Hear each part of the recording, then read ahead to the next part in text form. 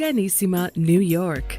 Your exotic skin, hair, and beauty source, and your one-stop shop for all your natural and organic skin and hair care, featuring authentic organic Moroccan oil and prickly pear seed oil and much more. Bringing you only the best, straight from the source and proudly produced in the USA. So what are you waiting for? Shop today at www.organissima.com. Organissima, New York. Your beauty is our duty. Organissima, New York.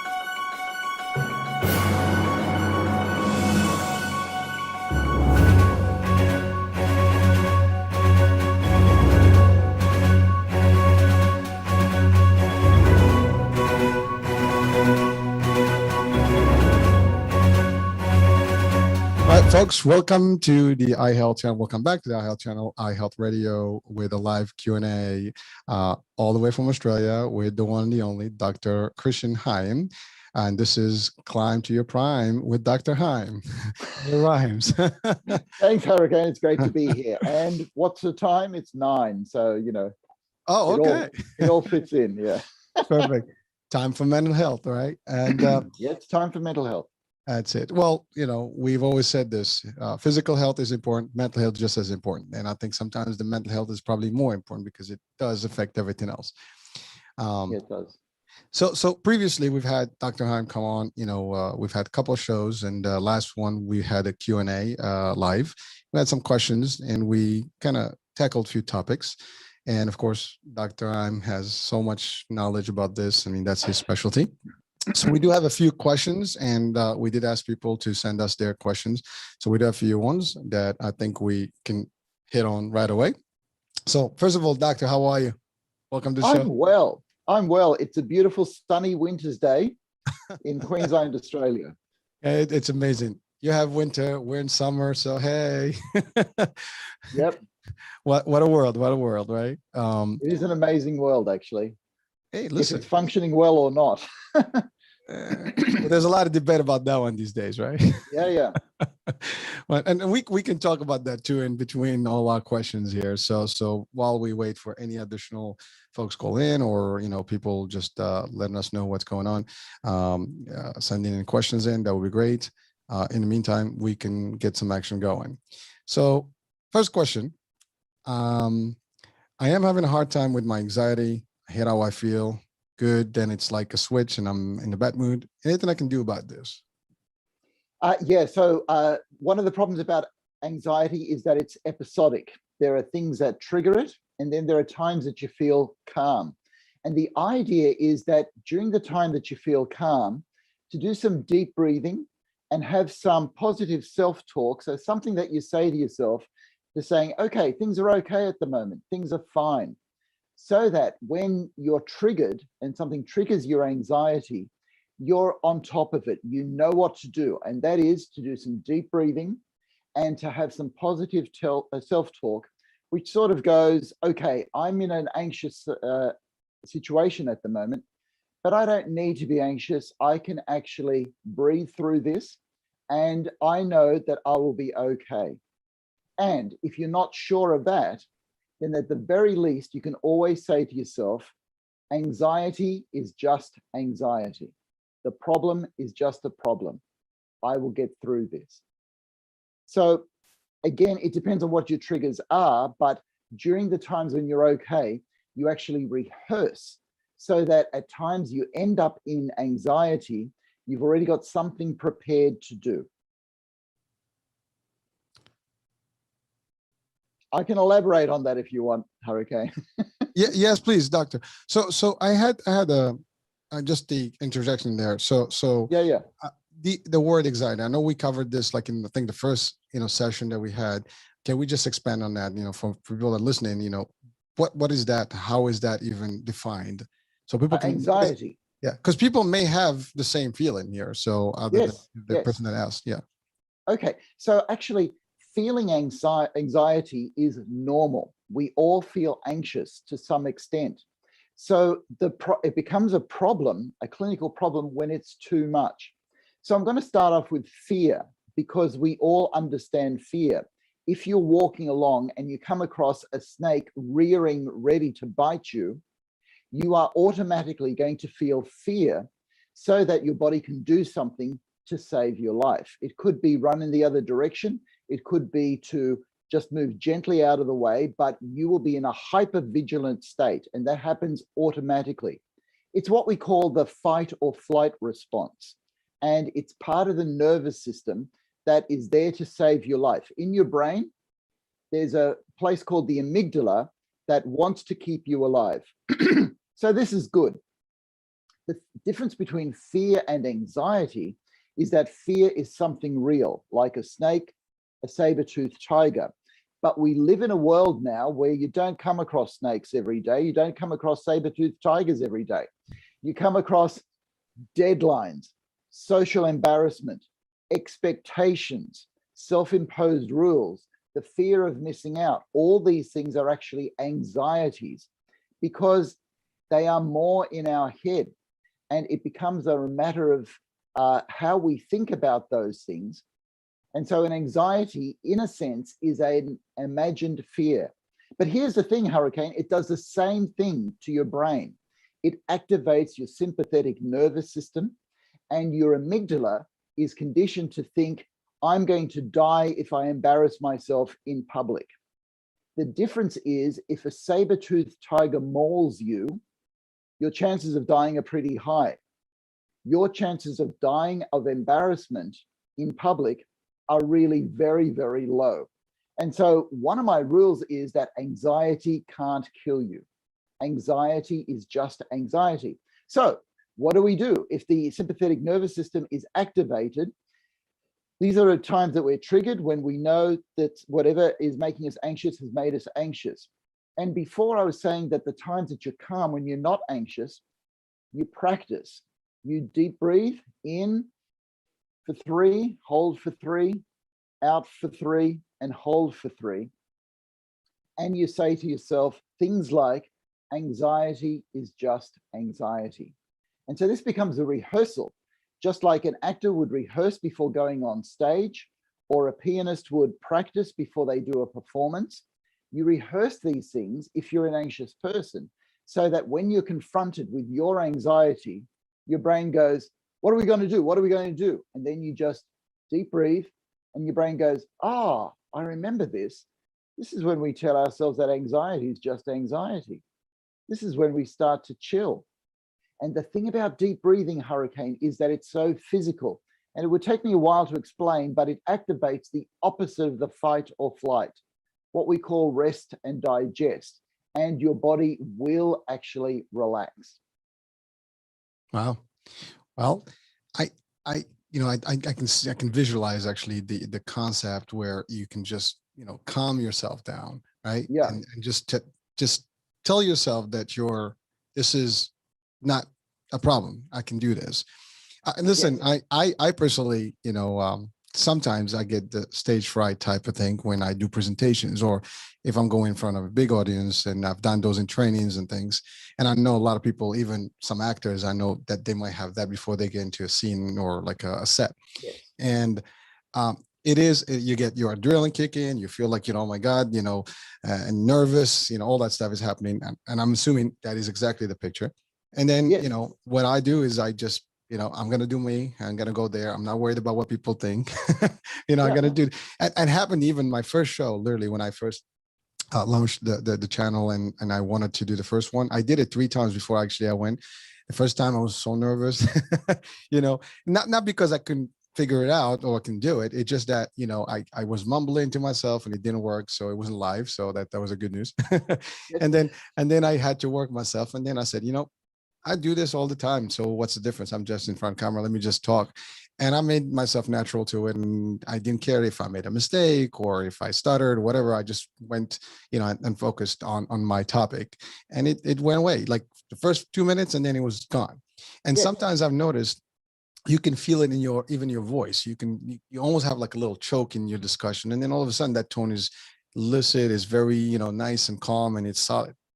And that's been my personal experience. So and that's actually very, very good, because one of the secrets is, and this comes from research that my spouse does, almost every actor has stage fright or performance anxiety, right? So there are a few things that we can do about that. We can change the language. So instead of saying, I'm nervous, I'm really nervous, you can actually say, I'm excited, I'm really excited about this. Or somebody who goes, oh, I can feel that adrenaline, I can feel that adrenaline, this is dreadful. You can actually say, I can feel that adrenaline, I'm pumped, I'm ready to go. And anxiety doesn't need to be a negative thing. It has this positive component that actually pushes you to perform better. In fact, we have this wonderful graph called the Dodson curve, which shows that the more anxiety you have, the better you'll perform. So in other words, if you've got an exam in front of you, you'll actually study. Now, if it's too much anxiety, all right, that's when things sort of fall down. But you want to keep it on that upward trajectory where I've got just enough anxiety to keep me motivated to doing my best. Doctor, so I thank you. And I was going to just say, I have one thing, is that I can share what I felt, what I do feel when I do that. And one of the feelings is usually my mind is like, thinking, am I going to be up to the game here? Am I going to be able to deliver? I'm questioning myself before I get in. And so your mind starts playing tricks on you. Like, now you start thinking about your performance, your quality, your dialogue, whatever, the pitch. And then also you start thinking about how people are perceiving you. So I have actually worked some way around that magic. And basically I just blank everybody out. And I focus on one person in front of me, and I notice actually I've done something on the stage where they have enough lights, you don't see anybody anyways. Everybody's wiped out in front of you. You just kind of see a bunch of a dark room, and you have lights in front of you. But the more you think about it, the more you react. The more you just like, I'm just gonna do me and go for it. Yes. And that's it. Yes. And that's been my personal experience. And I just wanted to share what played in my mind when I literally felt those feelings, when I stood up there. Yeah. And that's actually so important because our minds can play tricks on us and we lose focus and we focus on how we're being judged. Whereas if you find a focus, so let's say you're going for a really important interview and you're going, oh, I'm going to stuff it up, I'm going to say the wrong thing, and you've got all this going. You just focus on something ridiculous and funny. You imagine all the people that are interviewing you wearing a clown nose, right?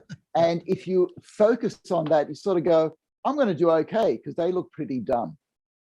And that focus can keep you focused so that you just crowd out all those other signals that are almost sabotage type signals. And that's, you're right. I mean, that's exactly how, it felt. It's just that you blank out, or to your point, maybe think about them all just like funny. And that's it. But it works. And I've actually had, a discussion with other people that had the same feeling, and and I think it's the number one, number two fear out there, like, public speaking and standing in front of audience, because people look at you and they stare. Yeah. And you just like, you don't know how you're doing. So sometimes you feel that engagement, you want to feel the engagement, especially if you're just pitching and not interactive. It's harder because, you can't read their faces and you can't read the emotions. And sometimes they're just solid and you get crazy. And that's why if you're interactive with a crowd, you feel much more, in a better place. So that's right. Exactly right. Yeah. So doctor, we have another question. I am 27 and I have been struggling with depression since I was a teenager. I keep feeling like I am falling in life. I'm failing in life. I'm sorry. The phone is tiny. I am failing in life. I've had some breakdowns and I just want to give up. I use alcohol to overcome the feeling. What can I do? Yeah. All right. That's a really tough one because these are the sort of tough feelings that a lot of people, particularly in their 20s, are going through. When you're in your 20s, it's a very interesting time of life because you're just finding a niche, finding where you're supposed to be. And that fear of failing is one actually that we all have to deal with. And this brings me to an idea that anything that we do, we can be judged for, but you can't be judged for who you are. right? So that brings to the idea that you're a human being, you're not a human doing. So part of the answer is to look at how people see you, and you go to the people who love you. You look at how your mum sees you, how your dad sees you. And quite truly, Hurricane, every mum and dad may have expectation, but they always love people if you succeed or fail, because they love you for who you are, not for what you do. Okay, but depression is really difficult. And this person has been suffering depression for over a decade, Hurricane. That's absolutely horrible, and it's really hard. And so people start to despair. So the first thing that I need to tell people is, if you need to see somebody, do actually make that choice to see somebody, find a therapist or a doctor who can help you in your unique situation. However, I'm all about preventative mental health. So there are things that we can get on top of to help depression. And I'm going to talk brain chemicals, Hurricane, because depression basically depletes our brain chemicals. It depletes our serotonin levels. It depletes our dopamine levels. It depletes our oxytocin levels and our beta endorphin levels. And that's why we feel really quite bad. And I got to tell you, when it gets worse, there are more brain chemicals that it depletes. So we got to look to keep these brain chemicals up. As a psychiatrist, I use medications that directly increase somebody's serotonin levels and also their noradrenaline levels. But there are things that you can do, that we can all do, to keep these brain chemicals up in our own minds. So it's a winter's day in Australia. There's the sun shining. And I've got to tell you, when I sit out in the sun there, I know that my dopamine and my serotonin levels are going up, because you feel it. You feel the pleasure of the sunlight on your skin, and that increases dopamine levels. And I kick my feet up and I feel at home in the sun. And that feeling of being at home increases my serotonin levels. So this is why in depression, one of the best things that everybody can do is exercise.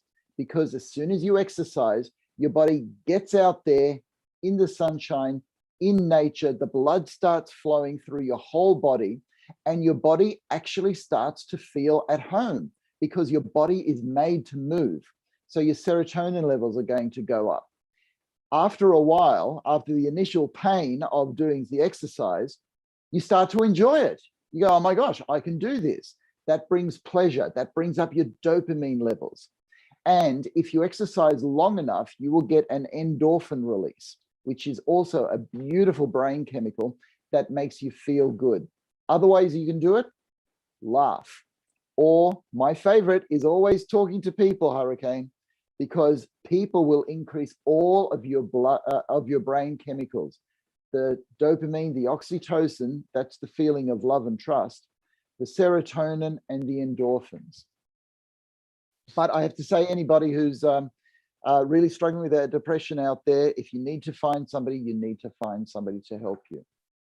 Well, thank you, doctor. And you just mentioned something about, I guess, to be sociable, right? And interactive more with people, because that helps you change, the scene, and change, get a little bit out of your mood and things like that.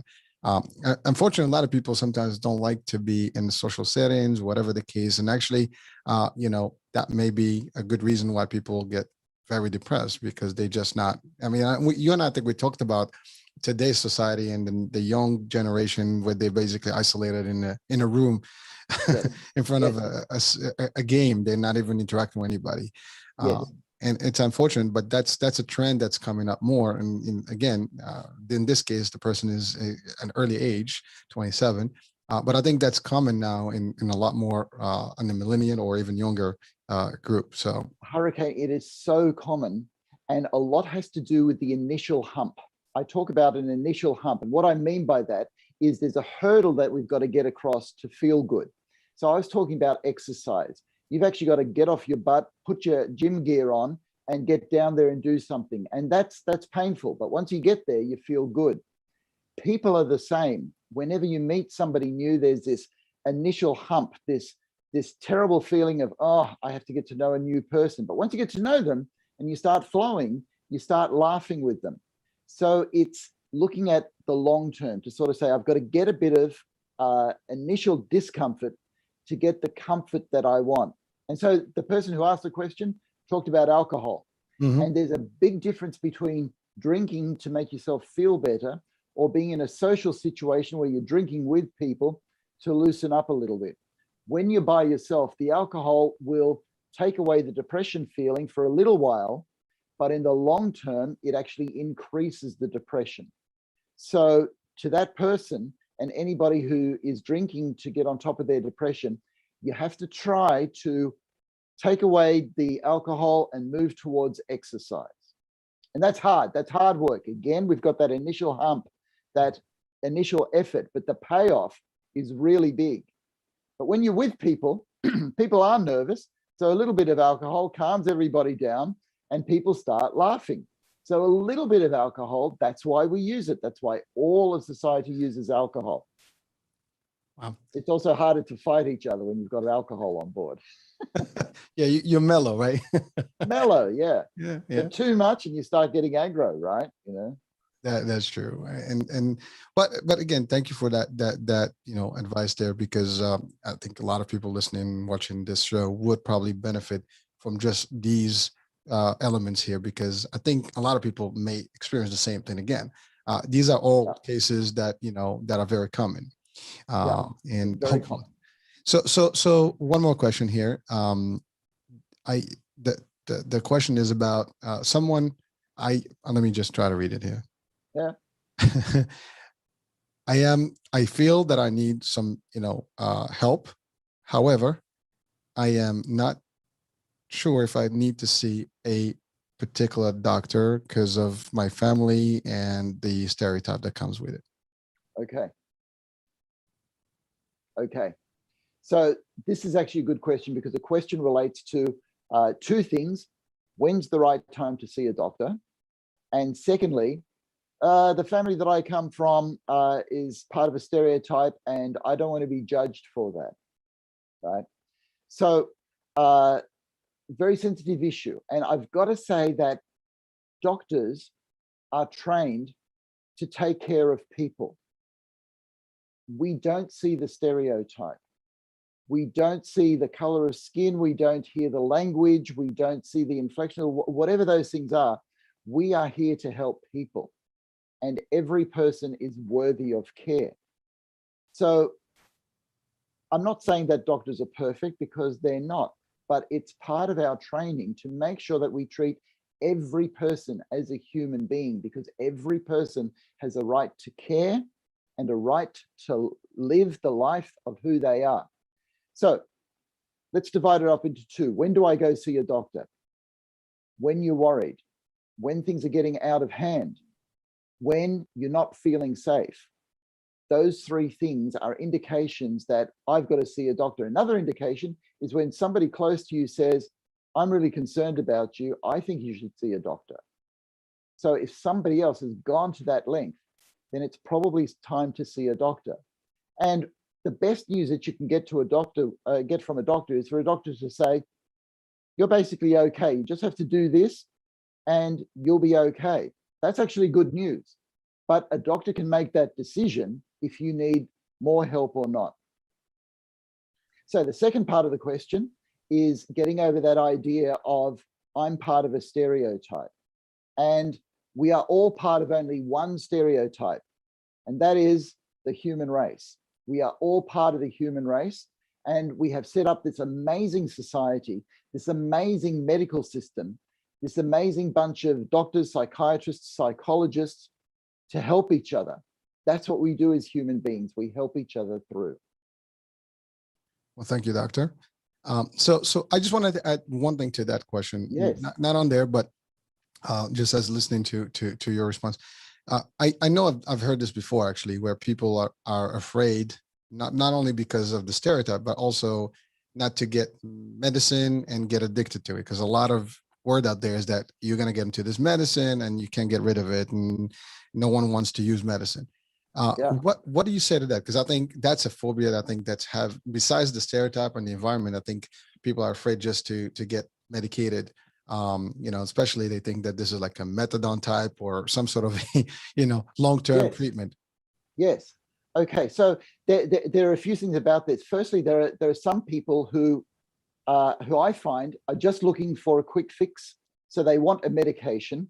And often my job as a doctor and as a psychiatrist is to say, hey, there are things that you can do to take charge of the situation, some skills that you can develop that will serve you better in the long run than a medication.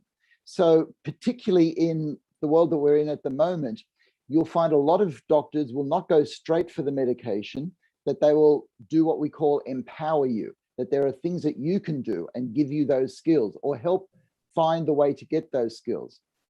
On the other hand, if somebody is like really depressed, we know the best evidence is the first thing that can actually help you, and in a lot of cases, save your life, is medication. However, that's not actually your choice. We think that it's actually easy to diagnose depression in ourselves, or you look online and you fill out a questionnaire and people go, oh, you're depressed. But the thing is that, Hurricane, I have got decades of expertise, and it is still difficult to actually diagnose mental illness. It looks easy on the surface, but there is so much more that goes beyond it, which brings me to the level of trust. It's actually good practice to find a doctor that you can trust and talk about these things. And when a doctor gives their assessment, they will say what is best according to the scientific evidence for your particular situation. And for some people, that will be medication. For other people, it will not be medication. The problem becomes in you deciding what you need even before you see somebody, right? Because you could actually be severely depressed and think, I'm okay, and you can get into trouble. Or you can think that you're okay when you're actually severely depressed, and to have that professional eye look over your situation is actually always good practice. Thank you, doctor. That's all right, Hurricane. So a quick another question. I have gained a lot of weight, and I cannot stand myself any longer. Yeah. I just don't want to hang out with anyone. I feel very, very not safe. What can I do to change my situation? You feel very unsafe. Mhm. Is that what it said? It's unsafe. All right. Hurricane, I'm going to start this one with a story of somebody that I took care of many, many years ago. And this was a male in his 60s who gained so much weight that he barely wanted to leave the house. What he wanted to do was actually to be in a love relationship. But hey, he said, who would want me? And so he wouldn't even ask people out. And he got to the stage where he thought, I can only be lovable when I lose weight. And we actually worked on that, and we worked hard on that. And what we did was, because he was a human being who, okay, he was carrying weight, but he also had a good sense of humor, and he was fun to be around and had a few particular interests. We got to the stage where he felt good about himself, and he found himself a relationship before he started losing weight. So the two are actually separate things, how you feel about yourself and the weight. Now, there is a lot of stigma attached to weight because people can see your problem, and that is a big problem. However, in mental health, a lot of the stigma comes because people can't see your problem. So if somebody's depressed or anxious, they can't see that. The easiest problem to have is like a broken arm and you've got a cast on it and it's in a sling. And people go, oh my gosh, you poor person, what happened to you? And so there's a lot less stigma. So what I say to people about weight is, you are a person. If you happen to have a lot of weight is a secondary issue. That you want to work on it, that's fine, we will work on it. Weight is a very complex issue because for some people it has to do with being depressed. Mm-hmm. For some people it has to do with being anxious. For some people it has to do with actually having an eating disorder. And for the people that I see a lot of, it's got a lot to do with trauma. So there are a lot of females, for example, that feel very unsafe when they don't have weight on, because if I look too attractive, what that means is a male may come and attack me or want things from me that I can't give. So they actually feel safe when they've got weight. And for males, a lot of males feel safe when they have weight on because they're a bigger person. They're not going to get picked on. They're not going to be that little guy, all right? And all of these things have to do with psychological states that can be worked on. And it can be different for any of us, but you are separate as a person and you are worthwhile as a person, no matter what your weight status is. And I know that you can't just say that to yourself. That needs to be worked on. But that's actually the truth, Hurricane. That's the truth of the situation. Well, you know, I hear you, and I've in the fitness world, I mean, I've seen, you know, some of it myself. Actually, hard to believe, but there was a point in my life where I got very, very heavy for my size. and it was very difficult, you know, just to accept it in a way, because that was not what I was used to. Yeah. And, you know, just 1 year I let it go, and I went from almost 180 to, you know, pounds to 245 pounds. And Okay. so for my weight and size, it was not looking good at all. and this actually happened to me in a way, but I mean, I didn't lose sleep about it, but I wasn't feeling too good about what I was seeing myself. And, you know, so it's, Yeah. I relate to this question literally. And so what I did, I mean, I had to take the leap of faith and just say, you know what, I had to commit to make a difference, and just, you know, eating healthier, you know, getting busier with gym and stuff like that, and really looking, you know, to make the difference. And it took about a few years really to get back to a decent level where I was comfortable with, you know, again, that look. And so the question was not mine, but literally, I mean, it's a question that I've lived myself. Yes. and, Yes. and I just wanted to add one more thing. So we're talking about someone as an adult, but when you're a child, for example, and that's the other part where I think is more problems. And I think maybe this question comes from someone that's a younger age. Yeah. The idea is you're in school, you got a little bit of weight, people make fun of you. Yeah. You know, it's depressing, it's crazy, because It's now hard. and that's sad. I mean, but it is very common. And you know, I got teenagers, and they go to school, and you know, I hear all the stories, you know, good, bad, and the ugly, right? And you know, it's a very dangerous space when you have kids, you know. And again, person doesn't feel safe. I'm not sure what that is, but you know, maybe they're not, you know, they're thinking bad stuff. And but at the end of the day, it's just a matter of being, I guess, aware and seeking the help, right, Doc? Yeah. Yep. It is being aware and seeking the help. And one thing that I'd like to add to that is that I ask people to accept that they have a problem, but not accept the problem.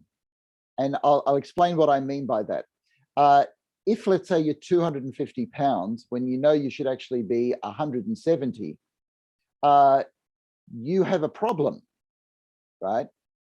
But you don't accept the problem. You have to accept that you have a problem. So I am a person who is 250 pounds who wants to be 170. That is just a fact, right? You don't say, oh, I've got to accept that I am this weight. All that you need to accept is that you are a person that is this weight who would like to be a different weight. And here's the thing, you can work on that, and you may have some success in that area or not, but you can always accept yourself as a person. If you never lose that weight, you can still be who you are. You can still be loving, kind, generous, friendly, and quite frankly, if people reject you simply because of your weight, they have a problem. Now, I understand I understand it doesn't feel that way, okay, because this world lives on inclusion and exclusion. But this is why people close to you, like your parents, like your siblings, like your children, like your friends, it would be pretty sad if you actually lost a friend because of your weight. A real friend, as you know, will stand by you and won't care if you get rid of that weight or not. But if you want to get rid of that weight, they may help you. But if you say, I've got trouble, I'm not budging this weight, they'll go, you're still my friend. You And love them those for sort of what they are. expectations- That's right. We need to be accepted for who we are, if we're successes or not. Yeah. Again, this particular, the obesity, the weight, sometimes it can be the opposite. You can be just over skinny and you're just losing weight, and people also like, oh, you're sick or something, and then they start giving you all that feel. And then some people have that just personality where they're sometimes not a strong personality to stand and just kind of believe in themselves, and so therefore they take that vibe. And actually, I was going to lead to a question that's not from anybody, but just something I've talked to my daughter about, and which is teenagers specifically. It's a very competitive world, and in the girls' world, it's just crazy. They have to almost meet a certain look and feel to be part of the crew or part of the trend. And that affects actually, folks, because even my daughter, sometimes she has these discussions with me that, oh, Dad, I don't feel good about this because my friends, they don't like me, or whatever the case may be. Not they don't like her, but they're with her one day, they're not with her the other day. Yeah, that's right. It's very very hard. It's difficult for kids, especially parents listening to this. I mean, you probably, if you have a teenager, you're probably going through the same motion here. Yes. Boys are different. Yes. But actually not even that different, because I have 15 and 14, and my 14 was a little bit, he gained a little bit of weight in COVID. And so he was not willing to go out and hang out anymore because of his look. He wanted to trim first before he can go to school. And he did. But again, that's how the kids' mentality is operating right now, because they feel that pressure. Yes, that's right. So we can go to the science on this, Hurricane, because we have so much evidence to show that we are all influenced by society's values. 2 studies. One study was done in Fiji when television was first introduced to this little island called Fiji.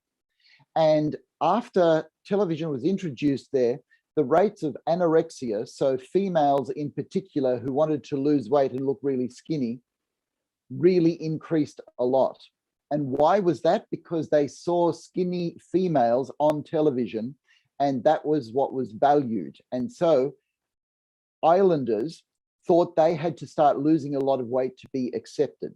Now, the Fijian people, I love Fiji. They're some of the happiest people in the world.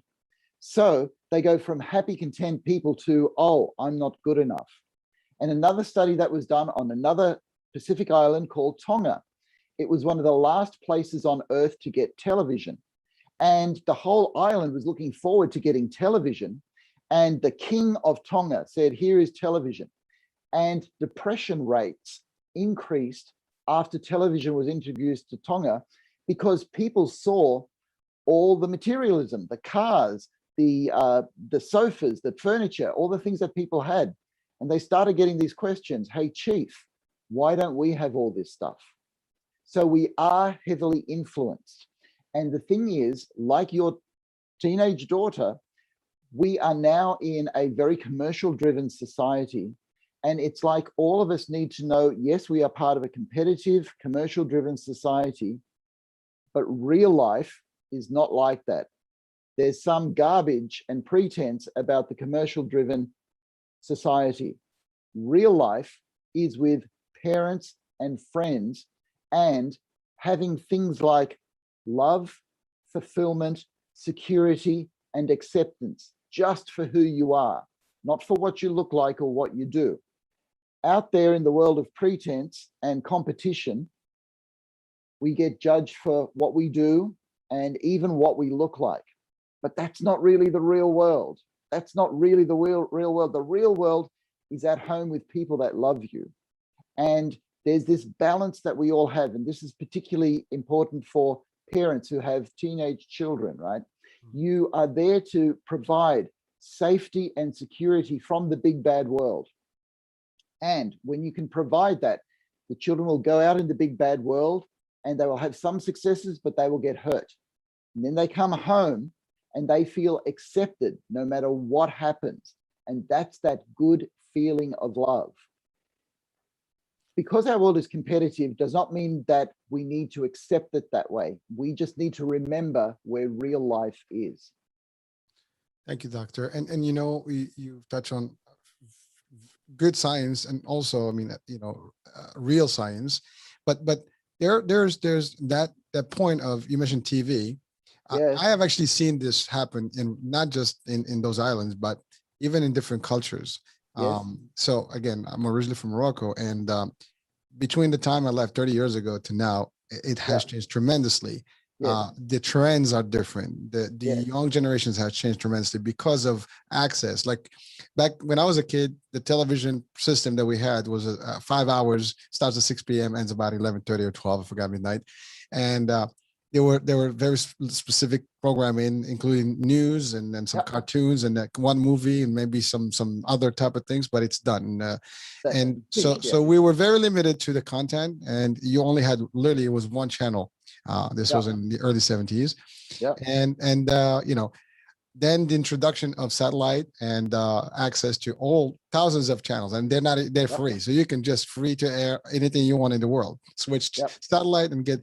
Now the exposure is available to every single thing. And what I've seen in the world today, for example, almost as a pandemic, keyword for these days, the like, for example, some trends, like some people are literally starting to look the same because of the procedures that they undergo, Botox and all these things, lifters, or fillers and things like that. So it's amazing, but that's become like you said, they were skinny, so everybody wants to be skinny. And for a long time, the models, or the runway models and stuff, they have a certain profile. Yeah. And therefore, if you want to look cool, you want to be like, oh, I'm a model. And you have to fit that certain profile. Same guys. I mean, if you don't have six pack and, nice pecs, and chiseled stuff, it doesn't look good, because that's the trend, right? And it's still, to a degree, happening. I think there's been a change in the culture, because you see more now of different types of models, at different sizes and things like that, for different magazines, different audiences. So it's changing, but there's still that. And then you have, like, again, for example, right now in the influencers world in social media, millionaires driving, these cars and, stuff like that. So it's 1 in a million, but people are looking at that 1 in a million. They just want exactly what that person, yes. So unfortunately, it is sad, but it's reality, and it is causing a lot of, I guess, psychological effect. It is. In fact, it's causing so much, and I'm going to go to the evidence again, because the recommendation because you're basically touching upon what a destructive influence media and screens are. Okay, so the World Health Organization, this is our leading body in the world, recommends that for the first year of life, for infants, no exposure to screens whatsoever, nothing. And then up to the age of 5, at the most, an hour a day, at the most. Now, that doesn't mean that after 5 years, you go to 4 hours a day. If they're saying no screens for the first year of life and less than an hour a day, that means there's a problem with it. That means we've got to limit it. And just because we have the choice of 100 channels does not mean that we have to watch 100 channels. And this is the difficulty. We now have a consumer world, and don't get me wrong, it's a wonderful world. It's a world of a whole lot of opportunity, but we can't take it too seriously. We can take it for a little bit of entertainment, but if we start taking it too seriously, it becomes a case of garbage in, garbage out. And it's very hard to discern all the garbage that we are being fed, and it's turning up in our lives. As you say, it is a very sad situation that glamorous people all start looking the same, or that everybody feels they've got to have a certain look or a certain body to be accepted. And this is not life. This is part of the pretense of consumer society. And I will go back to your family and friends that will accept you as you are. And even the world needs you. The world needs exactly who you are. And that means that there is something about you that is different from absolutely everybody. So I say to a lot of people, one of the aims of life is to be the best you that you can be, not the same as everybody else. But that's a whole new topic, Hurricane. And that's a great advice. And maybe next time we'll talk about it, Maybe we in will. detail. Yes, sir. Yes, sir. So on that same aspect, so we talked about the influence in terms of the look, but I think Yes. there is another piece that comes with the social media and the exposure to multiple channels and the world in as a small village, basically on online. Yes. I mean, we're talking from two parts of the world right now, right? Yes, we And are. and so one of the things, for example, I think that causes stresses on individuals all over. For example, we're in the US and Australia, pretty, stronger economy and things like that. But Yes. people are seeing things in parts of the world that, as you said, on those islands, they don't have the means to buy the same furniture or the same access to things that we have, technology and so on and so forth. Yes. And so now they want to do exactly what it's on that TV, and they can potentially go crazy to do certain things that can affect them, whether it's criminal or other. It creates another vibe, and sometimes it's they do things that they're not supposed to and break the law, whatever, because they want to attain something that is very highly achievable, but or high to achieve rather, and but they do whatever it takes because now they're like mesmerized with this thing. Like, I want this. Yes. Okay, so what you're saying is right. And as a psychiatrist, what I encourage people to do is to use their power of choice. And it's an unfortunate narrative in science for the last couple of decades that says that we are all just chemical reactions and physical atoms, and we have no real choice. Because the science shows that 98% of us know that we make choices every day. I have chosen to come here, I choose the words, and I can choose what I do with my time every day. And so when I'm working with somebody in my office, I'm reliant on the choices they make. I may offer suggestions, but they have to make choice. So in our society, we have to recognize that the consumer machine is there to influence our choices to do what other people want us to do. But as essence, in fact, one of the most basic things about being human is having choice, having self-responsibility, having autonomy, being the driver of your own life. And so I need to encourage people that see all this wonderful internet stuff as a series of choices, but you are going to be defined by the choices that you make. And those choices, that ability to actually make choice, is very precious. And we even know which part of the brain takes care of the choices. It's called the orbitofrontal cortex. So we all make choices, and I encourage people to make choices that are good for them. Well, thank you, Doctor. I'm looking at the time and I'm conscious about it. I know that 45 minutes went by so quick. It's not even funny. It's just like time flies when you're having fun, right? Yeah, it does actually. It does. But that's a good thing, actually. As long as it's productive and you're having fun, and I think this is productive and we're having fun, and I think it's productive for a lot of people watching or listening right now. I do want to just seal today with just a common question. Well, not common, a theme of today. And maybe this could be the segue to the next session. We can start the next month discussion about it further. But the impact that we see today in society with the closures, the lockdowns, and the decisions that are being made around the world in terms of COVID, vaccination versus non-vaccination, all these things, it's like almost a debate going on in the world right now. Maybe in just maybe a couple minutes, if we can just talk about that, and then hopefully we can just make it as the end of the show, and then start next time with it and just capture more, because I think this topic is going to be ongoing. Sure, I agree. So in your opinion, what is the level of impact that is happening right now in the psyche of people? Because it's just crazy. Everybody is in a position or another, either for or against. And, people are literally lost. They don't know what to do. Do I travel? Do not travel? My kids are going to school. How are they going to do this? Mask, no mask. We thought with the vaccine would be nothing. And now we have this. Countries are shutting down again. It is very crazy. It is very crazy. And the word crazy, it sounds weird on our talk. I don't mind the word because it has these fun connotations to it. I know a lot of people see it as derogatory, but it's never meant that way. Okay, so did you want me to speak to that, Hurricane? Briefly, I know we said we're gonna end it shortly, but if so briefly, the crazy situation that we're in at the moment, the polarization, is actually a result of us living in a free world where we actually get to have choice. So choice in itself is a good thing. But let's take it to the pandemic. The science is actually very clear.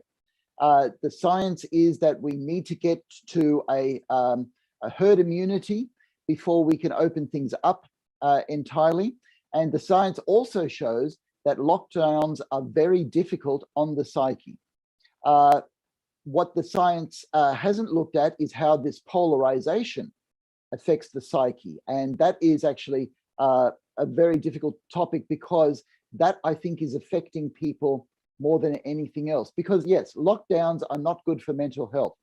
However, the epidemiologists would like us to get to the stage where we don't need to use lockdowns anymore. At the moment, however, look, so we're about to go into a lockdown here in Queensland, and the rest of the world is debating whether they should come out of lockdowns or not. Do they have enough vaccination or not? Lockdowns are initially necessary, but we are all moving towards a situation where we don't need lockdowns, and that's what's going to be best for mental health. What would be really nice if we were all able to follow the science and cooperate. But as a result of being in a free society, we freely debate these things, but it's not a 50-50 thing. The amount of anti-vaxxers, for example, is a lot smaller, but significantly large enough a group to have an impact, particularly in the United States. But the science, the word science means knowledge in the sense of what we can all agree on is real. So the way forward in a lot of issues, not just in the pandemic, is to trust the science to get us through this very difficult time. And then we can go back to the free and open debates that we're having at the moment. But science is actually there to help us get through and survive together. And I hope that's what we do, Hurricane. Thank you for our discussions, Hurricane. And I want to thank your listeners for bringing in some questions too. And yeah, so thanks to everybody out there. We're here to answer your mental health questions and to keep your mental health on the balance, keep you enjoying life. But life is also going to be a bit of a struggle. It's a balance between fun and struggle. So if we can get through to that together, we're doing pretty well. Well, thank you, Doctor. And so, folks, stay tuned for our next, I guess, session. Q&As will be in the end of August, I believe. And so we'll confirm that, and we'll share that, post with everybody. So look forward to that next one. Dr. Heim, thank you for being with us. And, as always, it's a pleasure. It's a pleasure for me, Hurricane. You have a great morning. And you have a great night. Thank you, sir. And we'll talk soon. Ciao, ciao. Take care. Bye-bye. Bye.